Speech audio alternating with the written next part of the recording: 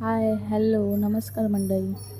आज मी जी भाजी करणार आहे, ही भाजी कोकणात खूप आवडीने खाल्ली जाते.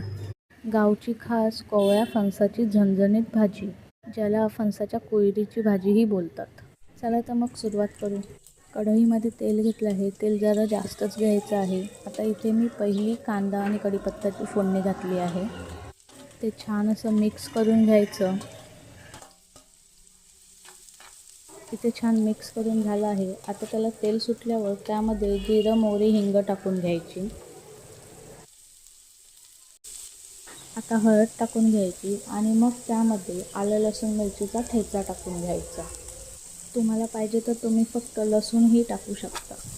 आता छान असं मिक्स करून घ्यायचं, सर्व एकजीव करून घ्यायचं आणि मग त्यावर आपण चवीनुसार मीठ टाकून घ्यायचं. परत एकदा छान एकजीव करून घ्यायचं.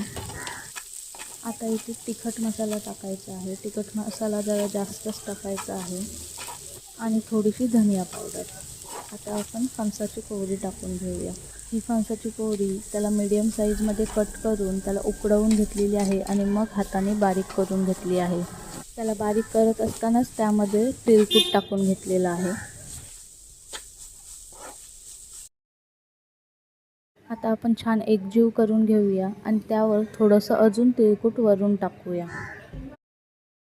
परत एकदा चांगलं मिक्स करून घ्यायचं आहे.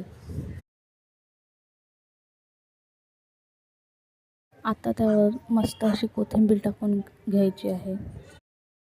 आपली भाजी तयार झाली आहे. खूप कमी सामानात खूप टेस्टी भाजी तयार होते. ही भाजी तुम्ही नक्की ट्राय करा आणि चॅनलला सबस्क्राईब नसेल केलं तर प्लीज सबस्क्राईब करा. थँक्यू. धन्यवाद. बाय.